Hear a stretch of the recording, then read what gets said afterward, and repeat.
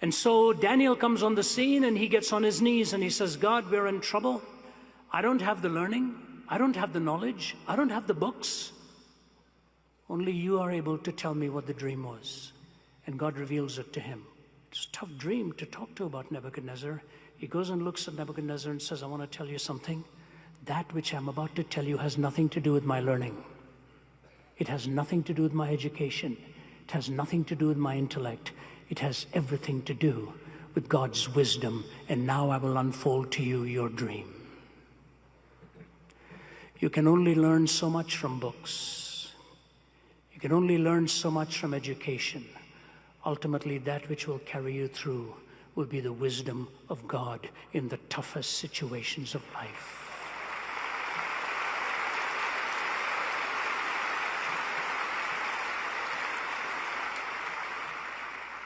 I remember a few years ago, the former Archbishop of Canterbury, George Carey, asked 5 of us men to go with him to meet with the Israeli and the Palestinian leaders to try and bring them together.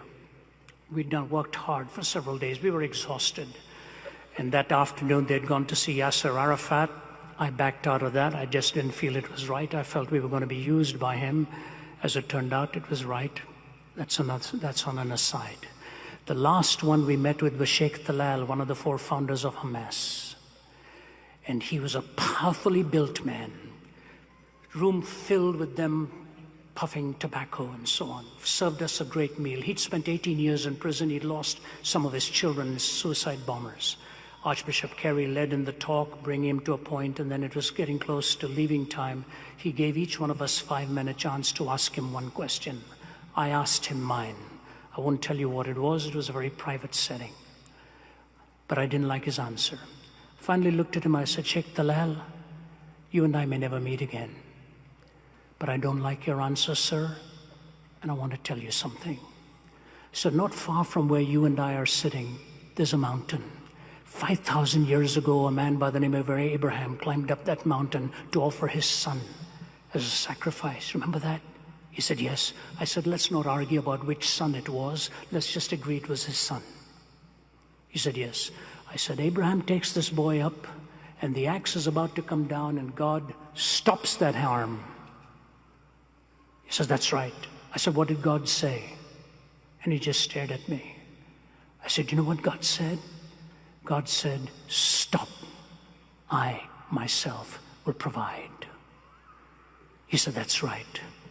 I said, very close to where you and I are sitting, Sheikh Talal, 2,000 years ago, God kept that promise. And he took his own son up that hill. And this time the axe did not stop. He just kept staring at me. I said, Sheikh, until you and I receive the son God has provided for you and me, we will be offering our own sons and daughters on the battlefields of this world for position, power, land, and prestige.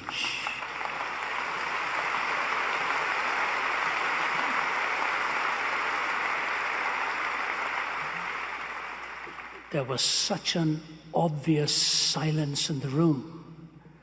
And the Archbishop said, I think it's time for us to go. I said, brother, I've blown it. I was walking up towards the stairs where we were to head down. And the Archbishop came around me and put his arm around me. And he said, Ravi, that was of God. I said, I sure hope so. I said, I want to tell you something, sir. I'd never thought of that before. It just happened now.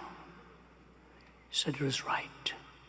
We walked down, and Sheikh Talal is coming at the back, and he runs to get the Archbishop into the car because he was the guest of honor, and then he runs over towards me.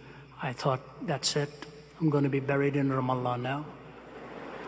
He comes over and turns me around.